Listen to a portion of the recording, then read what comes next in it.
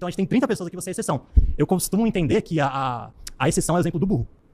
É o que você está fazendo, rapaz. Ele está se autodefinindo. A exceção é o exemplo do burro. Por quê? Porque ele conhece pouquíssima dessa realidade e acredita que esse pouquíssimo que ele conhece é a regra.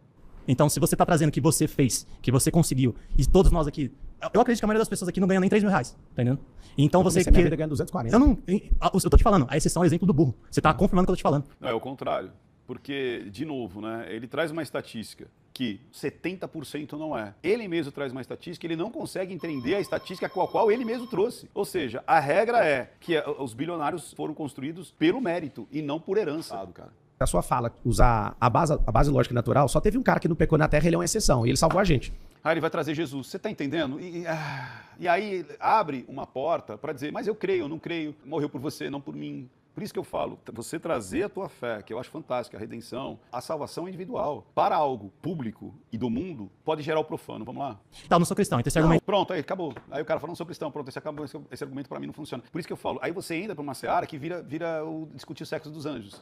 Você não vale comigo. Não é seu argumento. Não vale, porque pra mim nem acredito na existência só de Cristo. tem um presidente. Então, o presidente do Brasil, ele vai lá e mudou a lei. Um cara num regime de exceção, ele é os caras que sancionam a lei. Então, porque ele é um cara, ele é o quê? Não, ele é burro? Na verdade, ele detém os meios de poder. Na verdade, é isso. Poder, não, ele tem o poder na sua vida, ele tem o poder. Não, quem não governa, cara. Aqui é a realidade, Pablo. Aqui é a realidade. Eu não vim de... O tema foi totalmente distorcido. Helicóptero pra cá, cara. Eu vim de moto, tá entendendo? A minha moto tá ali fora. Sua moto que marca? É a minha moto, é uma Dafra, tá ali. E ela pode vir e ser roubada. Só que Ó, e aí ele quis trazer, e aí seria legal, é uma coisa que eu sempre falo, né? Tudo que lhe cerca, a maioria das coisas foi produzida por um bilionário. Então, por exemplo, o busão que você pega só existe porque um bilionário botou muito dinheiro ali, né? Para que aquilo fosse construído, feito, muitas experiências, antes, muitos bilionários, ou melhor, muitos milionários quebraram no meio do caminho. Então, o busão que você usa, o metrô que você usa só é possível porque um bilionário botou muito dinheiro para que toda aquela tecnologia fosse embarcada. Quando você faz canal, tratamento de canal, aquela anestesia só existe porque um bilionário botou muita pesquisa para que aquilo fosse feito.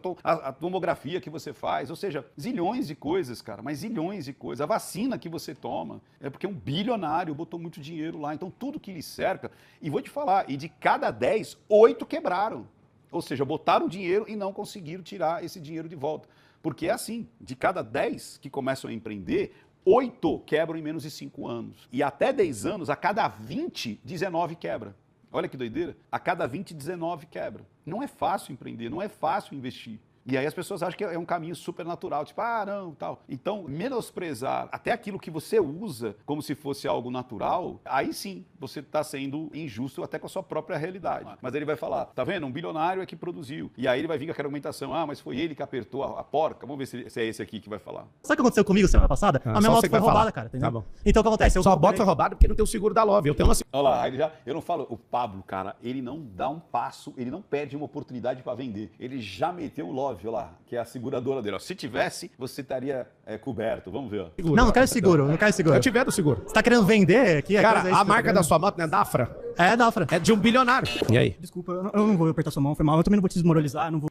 Olha que doideira, né? Eu não vou apertar a tua mão. É chato isso, cara, porque se você tá ali para negociar, você tá ali para conversar, você tá ali para debater. Então, o mínimo que você deve ter é uma educação formal. Você realmente acha que um bilionário acorda 6 da manhã e vai apertar prego, apertar parafuso? Apertar prego é foda, né? Apertar prego é complicado.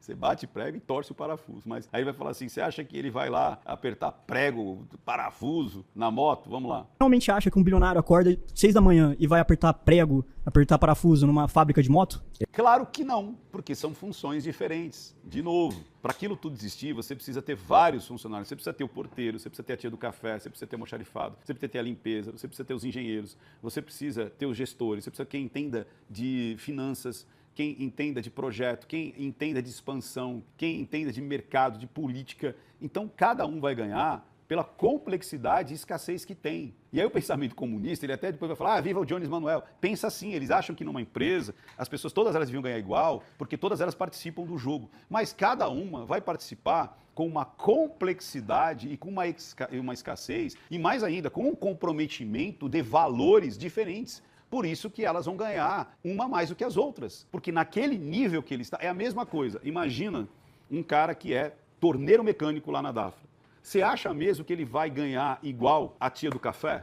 Você acha que ele vai aceitar ganhar igual a tia do café? Ele fala, cara, a complexidade de eu me tornar um oficial aqui dentro. São muitos anos. A minha entrega, a minha responsabilidade. E o engenheiro de projeto, então?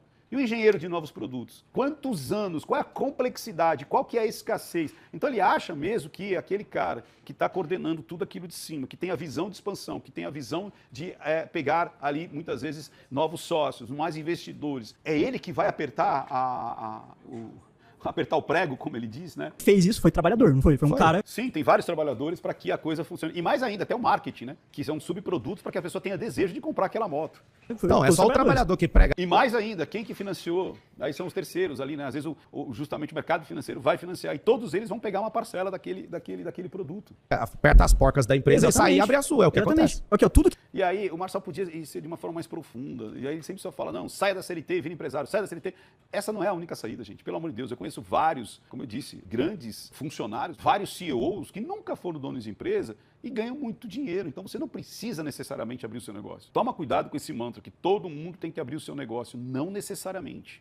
Isso vai muito de perfil, vai muito de mentalidade, vai aonde você quer chegar. Às vezes você pode estar dentro de uma estrutura onde você vai ganhar muito dinheiro. E às vezes com um risco extremamente menor do que se você estivesse empreendendo. Eu não estou dizendo para você não empreender. Eu estou dizendo que para você chegar aos sims que você quer, existem vários caminhos.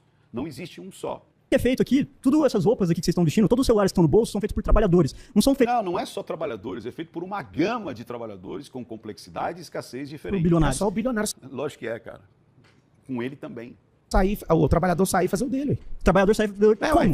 Pega o sindicato, ao invés de parar a fábrica, junta todos eles e vai fazer o próprio celular.